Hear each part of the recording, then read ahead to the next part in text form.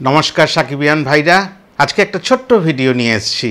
একটা পোস্ট গতকালকের, তা আমার দেখে না বড় ভালো লাগলো যে পোস্টটার মধ্যে এখনো মানবিকতা বেঁচে আছে। মানুষের হৃদয় বলে যে একটি জিনিস হয় সেটা বেঁচে আছে। মানুষের জন্য দুটো চোখের জল ফেলবে, কষ্ট বুঝবে, মানুষের এক হৃদয় আর একজন মানুষের হৃদয়কে ছুঁয়ে যাবে, তার কথা ভাববে, তাকে নিয়ে স্বপ্ন বুনবে। এরকমই একটা ছোট্ট পোস্ট, তার একটু ব্যাখ্যা করব, আপনারা সঙ্গে থাকুন। পোস্টটি যার সম্বন্ধে, তার নাম কাজী হায়াত, স্বনামধন্য নির্মাতা, চিত্র নির্মাতা, মানে ওই ইন্ডাস্ট্রি একজন। তিনি কি বলছিলেন এই সেন্সর মানে বাংলাদেশের সেন্সর বোর্ডে তুফানের যাওয়া, সেখানে বিচরণ করা, সবাই মিলে দেখা, তার কি বহিঃপ্রকাশ, সিনেমাটা কেমন, আদৌ কি সিনেমাটা নিয়ে যে হাইপ তৈরি হয়েছে, যে প্রচণ্ড উত্তেজনা, যে ঝড় তৈরি হয়েছে, সেটা কি যৌক্তিকতা আছে, সেটা নিয়ে উনি ছোট্ট করে দু চারখানি কথা বলেছেন, হৃদয়স্পর্শী কথা। একটু শুনে নিই। সেন্সর বোর্ড সদস্য হিসেবে ছবিটি দেখেছেন বরেণ্য নির্মাতা ও চলচ্চিত্র প্রযোজক কাজী হায়াত। নির্মাতা ও চলচ্চিত্র প্রযোজক তিনি আজ বুধবার দুপুরে প্রথম আলোকে বললেন, প্রথম আলো পত্রিকাকে বলেছেন, কি বলেছেন সেটা একটু শুনে নিন। ছবিটি নিয়ে এটুকু বলবো, এটা হল মালিকদের কাছে খুবই আকাঙ্ক্ষিত একটি ছবি, প্রত্যাশিত একটা ছবি। ছবিটা নিয়ে দুটি শব্দ চয়ন করেছেন, আকাঙ্ক্ষিত ও প্রত্যাশিত। একটি ছবি এরকম যেটার নাম তুফান, আর এটা কাদের জন্য আকাঙ্ক্ষিত, কাদের জন্য প্রত্যাশিত, হচ্ছেন হল মালিকদের জন্য। যত হল মালিক বাংলাদেশে রয়েছেন তাদের জন্য আকাঙ্ক্ষিত ও প্রত্যাশিত। বাকিটা পড়ি। ঈদের মধ্যে অনেক হল মালিক এই ছবি দিয়ে পয়সা পাবেন।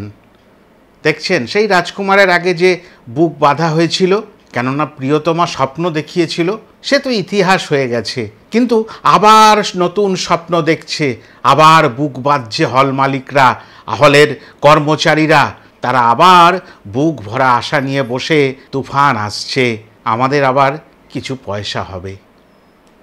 আমার কাছে অনেক হল মালিকও ফোন করেছেন, ছবিটি সম্পর্কে জানতে চেয়েছেন।